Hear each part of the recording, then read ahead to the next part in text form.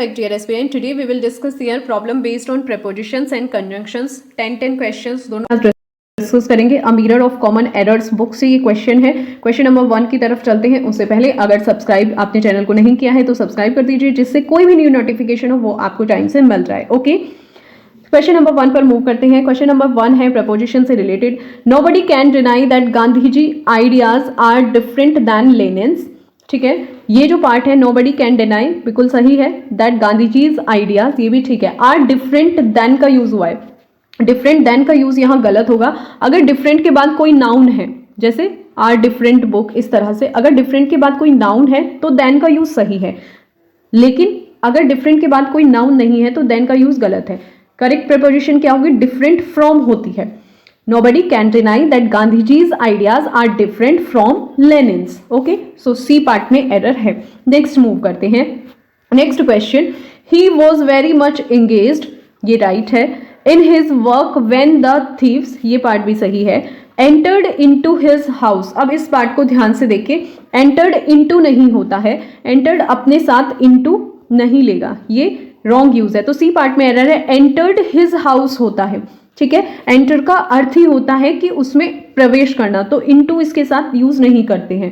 ठीक है, अगर हम वेंट कर रहे हैं ना यूज, तो उसके साथ इनटू लगा देंगे. जैसे he went into the class, ये करेक्ट होगा. He went into the class. But अगर हम बोल रहे हैं he entered into the class, नहीं होगा. He entered the class correct होगा. ठीक है, तो ये करेक्ट यूज होता है एंटर का. लेकिन कुछ एक्सेप्शन है. लाइक अगर हम बिजनेस के कॉन्टेक्स्ट में बात कर रहे हैं, कॉन्वर्सेशन के कॉन्टेक्स्ट में बात कर रहे हैं और करियर, तो फिर ये अपने साथ प्रपोजिशन लेता है. इस रूल को आप नोट कर लेंगे. ये 3 रूल एंटर के साथ जाते हैं कि एंटर इनटू सम बिजनेस होगा. ठीक है, अपने कॉपी पेन उठाइए और इनको नोट कर सकते हैं आप. एंटर इनटू अ कॉन्वर्सेशन के कॉन्टेक्स्ट में अगर बात कर रहे हैं तो एंटर अपने साथ इनटू लेगा. और अगर हम बात कर रहे हैं करियर की तो एंटर अपने साथ प्रपोजिशन लेगा एंटर अपॉन अ करियर. ठीक है, तो इस तरह से एंटर के साथ इन प्रपोजिशंस का यूज देखने को मिलता है. अदरवाइज एंटर कोई प्रपोजिशन अपने साथ नहीं लेता. उसका मीन्स ही होता है में प्रवेश करना. तो सी पार्ट में एरर है. Next question. While she was returning from college, a ruffian attacked on her with a dagger. same error है. ठीक है, अब देखो यहाँ पर while she was returning, ठीक है, from college a ruffian attacked, यहाँ तक ठीक है. अटैक्ड भी अपने साथ ऑन नहीं लेता, ऑन का यूज नहीं होता. डी पार्ट में एरर है. Attacked her with a dagger होगा. ठीक है, अटैक का यूज जब वर्ब के रूप में हो ना, तब उसके तुरंत बाद ऑब्जेक्ट आता है. तुरंत बाद ऑब्जेक्ट आता है, कोई प्रपोजिशन नहीं आती. ये ध्यान रखना. अटैक्ट ये यहाँ पर वर्ब है और ये यहाँ पर ऑब्जेक्ट, हर ऑब्जेक्ट. ठीक है, तो ये अटैक जब किसी सेंटेंस में एज अ वर्ब यूज हुआ हो तो वो अपने साथ क्या लेता है? ऑब्जेक्ट लेता है, कोई भी प्रपोजिशन नहीं लेता. तो ये इसमें एज अ वर्ब है तो ये यूज गलत है. यहाँ पर ये अपने साथ क्या लेगा? ऑब्जेक्ट लेगा. Okay, next. इस तरह से एरर पुटअप किए जाएंगे आपसे एग्जाम में. क्वेश्चन नंबर 4 की तरफ मूव करते हैं. Question number 4. The decline of his moral was caused by a lot of factors that were once fascinating to him. No error. अब देखो इसमें यहाँ पर the decline of his moral लिखा है. ऑफ हिज मॉरल, ऑफ का use नहीं होगा क्योंकि डिक्लाइन ऑफ एन एम्पायर हो सकता है. डेक्लाइन ऑफ एन एम्पायर हो सकता है या decline of an a man हो सकता है. लेकिन मॉरल में डेक्लाइन ऑफ नहीं होगा क्योंकि मॉरल की बात हुई है ना, तो ऑफ नहीं होता है, डेक्लाइन इन होता है. ठीक है, डेक्लाइन इन मॉरल या डेक्लाइन इन प्राइसेस. अगर बात करें ना, मनी के कंटेक्स्ट में अगर बात हो रही हो ना, डेक्लाइन इन प्राइसेस का यूज होता है, ऑफ नहीं होता है. ठीक है, इसको आप ध्यान रखना. 2 कंटेक्स्ट में डेक्लाइन इन होता है. डेक्लाइन से ये बातें याद रखना. 2 कंटेक्स्ट में हो सकता है डेक्लाइन इन, मॉरल के कंटेक्स्ट में इन यूज करोगे, और प्राइसेस अगर दिया है तो उसके कंटेक्स्ट में भी डेक्लाइन इन का यूज होगा. डेक्लाइन ऑफ एम्पर, अगर वहां पर एम्पायर की बात हुई है, डेक्लाइन ऑफ पार्टी की बात हुई है, तो डेक्लाइन का आप यूज वहां करोगे. ठीक है, इसको आप ध्यान रखना. इंपॉर्टेंट क्वेश्चन है, नोट कर लेना. नेक्स्ट चलते हैं. Next question number 5. Very easy question. 2 of my intimate friends called on me on yesterday. ये तो आप इजीली आइडेंटिफाई कर लिया होगा ना, जो जैसे ये वर्ड्स होते हैं ना, yesterday, 2 days, before, yesterday, tomorrow, है ना, द डे आफ्टर टुमारो, इनके पहले कोई प्रपोजिशन यूज नहीं करते, ऑन या इनका यूज नहीं करते इनके पहले, ठीक है। ये बिना प्रपोजिशन के, ये तो इजी हो जाता है, यस्टरडे, टुमारो, है ना, 2 days, the day before, today, इस तरह के जो वर्ड्स आते हैं ना, ये अपने पहले प्रपोजिशन नहीं लेते हैं, इसका आप ध्यान रखना। नेक्स्ट चलते हैं, ये तो easy question. Let's move on question number 6। Question number 6 is important, इसको मार्क कर लो, एग्जामिनर का फेवरेट क्वेश्चन ये होता है। Simi took me to a hotel and ordered for 2 cups of coffee which the waiter brought in no time no error. अब इस sentence में देखो, Simi took me to a hotel, ये बिल्कुल सही है ये पार्ट, एंड ऑर्डर्ड फॉर। अब देखो इस सेंटेंस में order as a verb use हुआ है, एज अ ट्रांजिटिव वर्ब यहाँ पर ऑर्डर्ड का यूज हुआ है। जिस सेंटेंस में order as a verb use होता है वो अपने बाद प्रपोजिशन नहीं लेता, सीधा क्या लेता है, ऑब्जेक्ट लेता है। ऑर्डर्ड 2 cup ऑफ कॉफी यहां पर करेक्ट होगा, ठीक है। लेकिन अगर किसी सेंटेंस में order as a noun use हो, ये जो रूल है ना, ये आप लिख लो, ऑर्डर एज अ वर्ब अगर यूज होता है तो वो अपने साथ प्रपोजिशन नहीं लेता। अगर ऑर्डर किसी सेंटेंस में एज अ नाउन यूज होता है तो वो अपने साथ प्रपोजिशन लेता है। इसको एक एग्जाम्पल से समझते हैं। एज अ वर्ब वाला एग्जाम्पल आपके सामने है, ठीक है। ये यहाँ पर रॉन्ग यूज है प्रपोजिशन का, ये सीधा अपने साथ ऑब्जेक्ट लेगा। बट अगर एज अ नाउन हो, लाइक यहाँ पर ध्यान से देखो, अगर एज अ नाउन इसका यूज हो रहा है तो ये अपने साथ क्या लेगा, प्रपोजिशन लेगा। लाइक ही गेव ऑर्डर, कि उसने ऑर्डर दिया, तो यहाँ पर इस सेंटेंस में ये एज अ नाउन यूज हो रहा है। किसके लिए ऑर्डर दिया, for a cup of T, ठीक है। तो ये करेक्ट यूज है यहाँ पर प्रपोजिशन का, गलत मत कर देना क्वेश्चन, ठीक है। बट इस सेंटेंस में order as a transitive verb use हो रहा है कि सिमी मुझे एक होटल में लेकर गई और उसने ऑर्डर किया 2 cups ऑफ टी, तो यहाँ पर प्रपोजिशन का यूज नहीं होगा, ठीक है। एज अ वर्ब प्रपोजिशन नहीं आती है, एज अ नाउन प्रपोजिशन आती है, तो बी पार्ट में एरर है। Okay, let's move question number 7 पर मूव करते हैं। क्वेश्चन नंबर 7 इंपॉर्टेंट क्वेश्चन है, इसको ध्यान रखना। अभी कंप्लेंट वाला क्वेश्चन के कंटेक्स्ट में 3 रूल्स आपको ध्यान रखने होंगे। अगर कहीं पर कंप्लेन्स टू समबड़ी दिया है तो वो बिल्कुल सही है, और अगर कंप्लेंट अगेंस्ट समबड़ी दिया होता है तो वो भी सही है। पर अगर कंप्लेंट समथिंग के कॉन्टेक्स्ट में अगर दिया जाए, समथिंग के कॉन्टेक्स्ट में अगर दिया जाए तो वहां पर अबाउट या ऑफ का यूज करते हैं, ये दोनों ध्यान रखना। अबाउट ऑफ समथिंग के कॉन्टेक्स्ट में यूज होते हैं। अब यहाँ पे इस सेंटेंस में ध्यान से देखो, ये कंप्लेन टू द समबड़ी ठीक है, अगेंस्ट द समबड़ी ठीक है, एंड द पुअर मैनेजमेंट, ये यहाँ पर समथिंग की बात हुई है तो ये यहाँ अपने पहले ऑफ या अबाउट लेगा, तो warden end of the poor management of the hostel, तो इसी पार्ट में एरर है, सी पार्ट में एरर है, इसको आप ध्यान रखना। कंप्लेंट टू समबड़ी रूल्स होता है, कंप्लेंट अगेंस्ट समबड़ी होता है, एंड कंप्लेंट अबाउट या ऑफ समथिंग होता है, ठीक है, इसको आप ध्यान रखना। नेक्स्ट क्वेश्चन 8 पर चलते हैं। ये जो मेन वर्ड होते हैं ना, इनसे रिलेटेड जो प्रपोजिशन होती है उनका ध्यान करना होता है। अब देखो इस सेंटेंस में, without considering for a moment he entrusted me in all the important work no error. अब इसको आप ध्यान से समझना, ठीक है। एंट्रस्टेड ये जो वर्ड है ना, इसके 2 रूल्स होते हैं, इनको ध्यान से समझने की जरूरत है। एंट्रस्ट प्लस समबड़ी, एंट्रस्ट प्लस समबड़ी हो गया, उसके बाद विद का यूज करते हैं, प्लस विद, और फिर समथिंग होता है, ठीक है। रूल्स ये कहते हैं फिर समथिंग होता है, लेकिन इस तरह से यूज हो, अगर एंट्रस्ट प्लस समथिंग हो तो फिर टू का यूज करते हैं, टू समबड़ी, ठीक है। तो ये रूल आप ध्यान रखना, क्या होता है, समबड़ी विद समथिंग, एंट्रस्ट के साथ क्या होता है, ये याद रखना आप, समबड़ी विद समथिंग होगा, ठीक है। एंड अगर समथिंग है तो टू होगा, something to somebody, something to somebody होगा, ठीक है, इसको आप ध्यान रखना, ये रूल होता है। तो अब इस सेंटेंस को आप ध्यान से देखिए, यहां पर कैसे यूज हुआ है।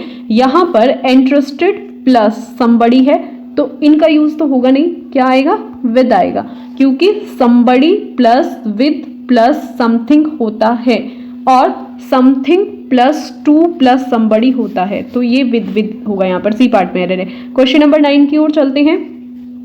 somebody reported to me that Suman had fallen in the well and nobody had tried to save him. Somebody reported to me सही है, that Suman had fallen in नहीं यूज होगा, इन के बदले क्या होगा, into का यूज होगा। क्यों होगा into का यूज, क्योंकि fall into a well होता है, fall into the river होता है ना, into the certain division या into the line, ऐसे आप बोल सकते हो। तो अगर कहीं पर well river हो तो into का यूज करते हैं, इनका यूज नहीं होता है, इन preposition का यूज नहीं होगा। तो यही इसी पार्ट में एरर है, क्या हो जाएगा, fallen into the well या fallen into the river। इस तरह से आप इसको यूज कर लोगे, क्योंकि fall in का अर्थ ही होता है गिर जाना। fall in का क्या मीनिंग होता है, गिर जाना। ठीक है, जैसे एग्जाम्पल से समझो, द रूफ फेल इन, तो क्या है कि छत गिर गई, फेल इन गिर गई है ना, और यहां पर फॉलन इन दिया हुआ है तो वो गिरा नहीं है, क्या, had fallen into the well. Okay, तो करेक्ट क्या होगा, इनटू। नेक्स्ट चलते हैं क्वेश्चन नंबर 10 प्रपोजिशन का। There are certain animals that can live without any effort both in water and land. ये तो इजी है, बहुत बार इससे तो एरर भी पूछा जाता है। There are certain animals that can live without any effort both है ना। अब यहाँ पर इन वाटर की प्रपोजिशन को यूज किया गया है, इसी तरह से लैंड की प्रपोजिशन भी यहाँ पर आएगी। लैंड के पहले ऑन का यूज करना होगा। ध्यान रखो, जब दो ऐसे शब्द एंड से जुड़े हुए होते हैं ना, तो उनकी जो डिफरेंट प्रपोजिशन होती है वो हमें लगा देनी चाहिए अलग अलग। जैसे यहां पर क्या हो जाएगा, इन वाटर एंड ऑन लैंड। एक और एग्जांपल ले लेते हैं इसका, जैसे यहां पर आपको ऐसे वर्ड दे दिया जाए ना, डिजायरस है ना, और इसको ऑफ कर दिया जाए एंड लविंग बोल दिया जाए, डिजायरस ऑफ और लविंग बोल दिया जाए। ठीक है, तो लविंग इसकी प्रपोजिशन भी तो हमें लगानी होगी, loving to, desirous of and loving to, इस तरह से सेंटेंस में यूज करते हैं। तो यहां पर preposition both, in water and land की भी तो प्रपोजिशन लगानी होगी, इन water and on land, in land थोड़ी होगा, ऑन लैंड। ठीक है, तो डिफरेंट प्रपोजिशन का वहां पे यूज कर देना चाहिए। चलिए अब नेक्स्ट चलते हैं क्वेश्चन नंबर 11 पर। The plan was to go for the cinema but owing to certain hindrances it failed no error. अब देखो इस सेंटेंस में गो फॉर द सिनेमा है ना, यहीं पर एरर है ये पार्ट में, ये तो इजी हो जाता है, ये आपने पढ़ा भी है ना। गो टू द सिनेमा होता है, गो टू द थिएटर होता है, गो फॉर नहीं होता। ये तो आपने गो टू स्कूल, ये तो सब पढ़ा हुआ है ना, तो इसमें ज्यादा देर नहीं करनी है। Go to the cinema, go to the theatre या go to the circus, go for नहीं होता है, circus, cinema, go to the station, go to school, ऐसे करके होता है। ठीक है, फॉर का यूज नहीं होता, तो इनकरेक्ट वर्ड यही है। नेक्स्ट टॉपिक पर चलते हैं, कंजंक्शन। नेक्स्ट टॉपिक यहाँ पर कंजंक्शन, क्वेश्चन नंबर 15 से स्टार्ट करते हैं। I don't know if any of the members of the party is conspiring against the president और नॉट, नो एरर। अब देखो इस क्वेश्चन में I don't know if any of the members नहीं होगा, वेदर का यूज होगा, क्योंकि पार्ट डी देखो, अब यहाँ पे पार्ट डी में क्या है, अगेंस्ट द प्रेसिडेंट और नॉट, तो और से पता चल रहा है। ठीक है, और का यूज, और से पता चल रहा है कि जो सेंटेंस की स्ट्रक्चर है वो किसके साथ जाएगी, वेदर के साथ जाएगी। तो इस तरह से इफ और वेदर का यूज कहाँ करना है, इस तरह से आपको एरर दे दिए जाएंगे। तो वेदर के साथ क्या यूज होता है, क्या होती है स्ट्रक्चर, वेदर और यूज होता है, तो यहाँ पर इफ का यूज गलत है। इस तरह से कंजंक्शन में आपको एरर देकर पूछ लिया जाएगा। पार्ट डी में ध्यान से देखना, अगेंस्ट द प्रेसिडेंट और नॉट, तो इफ का यूज गलत है यहाँ पर। ठीक है, वेदर और होता है, करेक्ट स्ट्रक्चर क्या होती है, वेदर और। नेक्स्ट क्वेश्चन पर मूव करते हैं, क्वेश्चन नंबर 16 पर मूव करते हैं। ठीक है, many of the founding fathers of our constitution are so reverend as not more no error. तो ये तो इजी हो जाता है, क्योंकि कंजंक्शन आप जानते हो ना कि जो ये जो यहाँ पर दिया हुआ है ना, सो रेवर्ड एज अम्बेडकर, सो और एज का यूज किस में होता है, निगेटिव में। ठीक है, निगेटिव फॉर्म में यूज करते हैं, और अगर एज है तो उसका यूज हम अफर्मेटिव और निगेटिव दोनों में करते हैं, एज। अब देखो ये सेंटेंस निगेटिव में है, many of the founding fathers of our constitution are so reverend as Ambedkar if not more. अब यहाँ पर सो का यूज नहीं होगा, यहाँ पर एज वाला चलेगा, क्योंकि ये जो एज है ना, ये दोनों में यूज होता है, अफर्मेटिव और निगेटिव। ठीक है, तो यहाँ पर सो का यूज तो बिल्कुल गलत है, क्योंकि जो सो एज होता है ना, उसका यूज निगेटिव सेंटेंस में किया जाता है, बट एज का यूज निगेटिव में भी होता है और पॉजिटिव में भी। ठीक है, तो ये कंस्ट्रक्शन आप ध्यान रखना, अगर सो एज है तो हमारा जो सेंटेंस है वो निगेटिव में होना चाहिए। ठीक है, तो ये आप ध्यान रखना रूल। तो यहाँ पर सी पार्ट में एरर है। नेक्स्ट पर चलते हैं, next question, question number 17। This is not such major problem, ठीक है, which can not be solve with a little effort, no error. This is not such major problem which, अब यहाँ पर विच नहीं होगा, सच का यूज है ना, सच के बाद एज का प्रयोग होता है, ये तो आप जानते हो, तो सी पार्ट में एरर है ना। This is not such major problem as can not be solve with a little effort, आप जानते हो ना रूल क्या होते हैं, such plus noun plus as, ऐसा जैसा जो, इस तरह से ये यूज होता है। ठीक है, तो सच एज होगा, सच विच नहीं होगा, ये तो रॉन्ग हो जाता है। ठीक है, क्वेश्चन नंबर 18 पर मूव करते हैं। This is perhaps the same dog which bit her while she was returning from market, no error। ठीक है, अभी यहाँ पर देखो, ध्यान से देखो कि यहाँ पर भी this is perhaps the same dog which नहीं, which का यूज तो यहाँ पर इनकरेक्ट है, ये तो आपने पढ़ा हुआ है, क्योंकि क्या है कि which नहीं यूज होगा, क्या यूज होता है, that यूज होता है, that का यूज होता है, क्योंकि जहां पर वर्ब का हमें पता हो ना, वर्ब क्लियर हो, तो वहां पर that का यूज करते हैं। ठीक है, जैसे एक और सेंटेंस ले लो, this is the same book, this is the same book, है ना, ये पता है ना, दिस इज कि ये सेम बुक है, विच थोड़ी लगाओगे, विच वॉज मिसिंग या that was missing, that was missing. ठीक है, this is the same book, यहाँ पर वर्ब हमारी स्पष्ट है। ठीक है, द सेम, द का यूज हुआ है ना, द सेम बुक, तो उसके बाद दैट का यूज होगा। ठीक है, इस तरह से आपसे एरर पूछ लिया जाएगा। नेक्स्ट चलते हैं, next question number 19। He asked me that why I was not preparing for the civil service examination, no error. ठीक है, अभी ये भी सेम है, he asked me that why, that का यूज इनडायरेक्ट नरेशन में जो WH क्वेश्चन के पहले किसी कंजंक्शन का यूज नहीं करते हैं, ये आप जानते हो, तो यहाँ पे दैट का यूज इनकरेक्ट है, बी पार्ट में एरर है ना।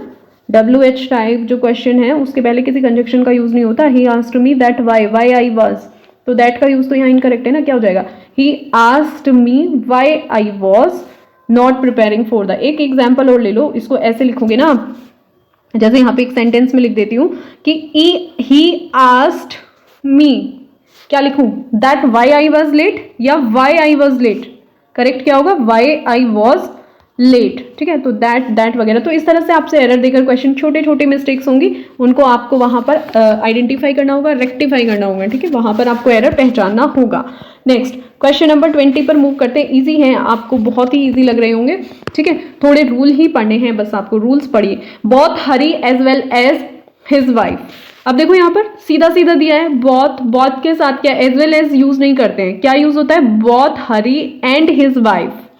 ठीक है, बोथ के बाद एंड कंजंक्शन का यूज होता है। ठीक है, इसको आप ध्यान रखना, बोथ के बाद एंड कंजंक्शन का यूज होता है। अभी एक एग्जांपल देखो, ऐसे थोड़ी लिखेंगे both Sita as well as Gita, थोड़ी लिखोगे, क्या लिखोगे, बोथ सीता एंड गीता, या फिर बोथ यू एंड आई, ऐसे लिखोगे ना, बोथ यू एंड आई, ये थोड़ी लिखोगे both you as well as I, ऐसे नहीं लिखोगे, है ना।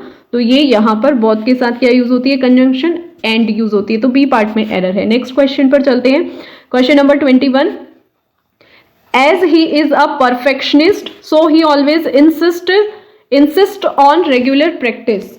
ठीक है, अभी यहाँ पे देखो, as he is a perfectionist, तो यहाँ पे सो का यूज तो इनकरेक्ट है, इनकरेक्ट हो जाता है। क्यों हो जाता है, क्योंकि यहाँ पर एज है ना, as he is a perfectionist he always insists on regular practice, no error. इसको यहाँ पे, क्योंकि जैसे बिकॉज है, एज है या सिंस है, जो कंजंक्शन ऑफ रीजन होते हैं, ध्यान से देखो, कंजंक्शन ऑफ रीजन की बात जहां पर होती है वहां सो का यूज नहीं होता है। ठीक है, जैसे एज ही इज या बिकॉज दे दे या सिंस दे दे। ठीक है, तो कंजंक्शन ऑफ रीजन के साथ सो का यूज इनकरेक्ट होता है। आई होप कि आपको क्लियर हुआ होगा। आज के लिए इतना ही। प्रेपोजिशन और कंजंक्शंस के यहाँ क्वेश्चन आपको क्लियर हुए होंगे।